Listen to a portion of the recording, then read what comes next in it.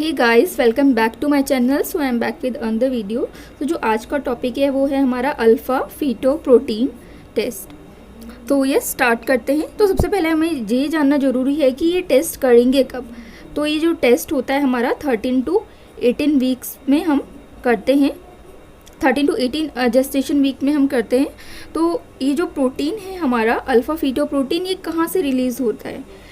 तो ये हमारा रिलीज़ होता है हमारा फीटल लीवर से रिलीज होता है।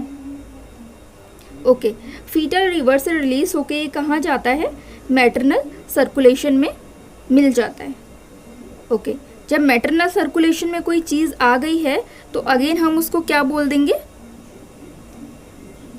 That is maternal serum alpha fetoprotein. क्या बोला गया इसको? Maternal serum alpha fetoprotein. Okay guys, यहाँ तक कोई कंफ्यूजन नहीं होना चाहिए। अब जान लेते हैं, अल्फा फीटोप्रोटीन का टेस्ट तो कर लिया, ठीक है। एबनॉर्मलिटी और नॉर्मल चीज़ जानने के लिए हमें उसकी वैल्यू आनी चाहिए। तो इसकी नॉर्मल वैल्यू क्या होगी? तो जो इसकी नॉर्मल वैल्यू होगी वो होगी 0.5 to 2.5 मल्टीपल ऑफ मीडियम। तो क्या होने वाली है इसकी value? 0.5 to 2.5 multiple of medium. ये MOM का मतलब यहाँ पे क्या है? Multiple of medium. तो ये उसकी नॉर्मल वैल्यू हो गई। अब हमें कैसे पता चलेगा कि क्या एबनॉर्मलिटी है? क्या एबनॉर्मलिटी हमें कैसे पता चलेगा अगर इसका लेवल राइज्ड है या लेवल इसका रिड्यूस्ड है? तो ये मैं आपको इजी सी ट्रिक बताऊंगी इसकी। अगर इंक्रीज है अल्फ़ा फीटोप्रोटीन हमारा, उसको हम इजीली एक ट्रिक से याद रखेंगे। बहुत ही छोटी आसान ट्रिक है। कब अल्फ़ा फीटोप्रोटीन इंक्रीज है मतलब 2.5 MOM, ठीक है, मोर देन। तो हम इसको इजी सा ट्रिक से याद रखने वाले हैं। वो ट्रिक क्या है? मीनार। आपको सिंपल सी एक चीज़ याद रखनी है, दैट इज मीनार। ओके, अब ये मीनार क्या है? M4 multiple pregnancy, I4 IUD that is intrauterine death, NTD neural tube defect and abdominal wall defect and renal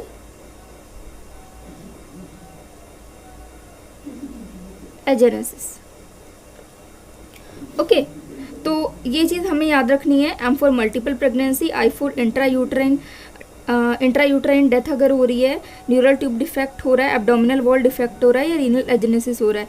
अगर जो हमारा अल्फा फीटोप्रोटीन है हमारा इंक्रीज आ रहा है, इसका मतलब क्या है? मल्टीपल प्रेगनेंसी हो सकती है इसलिए ज़्यादा आ रहा है, इंट्रायूट्राइन डेथ हो चुकी है, न्यूरल ट्यूब डिफेक्ट है, एब्डोमिनल वॉल डिफेक्ट है या फिर रीनल एजेनेसिस है। इनके कारण भी अल्फा फीटोप्रोटीन इंक्रीज हो सकता है, राइट। अब एक छोटी सी चीज़ मैं आपको बता देती हूँ। एजेनेसिस और अट्रेशिया में क्या डिफरेंस है? मैंने अभी आपको बताया रीनल एजेनेसिस हो जाता है, तो ये तो मालूम होना चाहिए कि एजेनेसिस और अट्रेशिया में बहुत टाइम कन्फ्यूजन होता है। तो मैं बता देती हूँ इसका मतलब। अट्रेशिया मीन्स है लैक ऑफ ओपनिंग, राइट, और एजेनेसिस मीन्स एब्सेंस और लैक ऑफ फॉर्मेशन। अट्रेशिया में क्या हुआ है? लैक ऑफ ओपनिंग है, ओपनिंग ही नहीं है। और एजेनेसिस में क्या है? लैक ऑफ फॉर्मेशन, बना ही नहीं है या एब्सेंस ऑफ फॉर्मेशन है। चलो, ये तो कुछ हुई एक्स्ट्रा बात। अब अगेन आते हैं हमारे, अगर डिक्रीज है हमारा alpha fetoprotein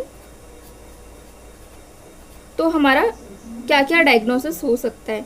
means below 0.5 MOM चीज़ें हो सकती है। पहला हो सकता है डाउन सिंड्रोम, ये सस्पेक्ट कर सकते हैं हम वहाँ पे अगर कम है तो। देन एच मोल प्रेगनेंसी, हाइएटिडिफॉर्म मोल, या फिर क्लिन-फिंटर सिंड्रोम। अगर अल्फा फीटोप्रोटीन आपका कम आ रहा है, दैट मीन्स या तो डाउन सिंड्रोम हो सकता है, एच मोल हो सकता है आपका, या फिर हो सकता है क्लिन-फिल्टर सिंड्रोम हमारा डायग्नोस होने के चांस रहते हैं। तो हमें ये चीज़ें अल्फा फीटोप्रोटीन टेस्ट के द्वारा पता चलती हैं। सो आई होप आपको समझ आया होगा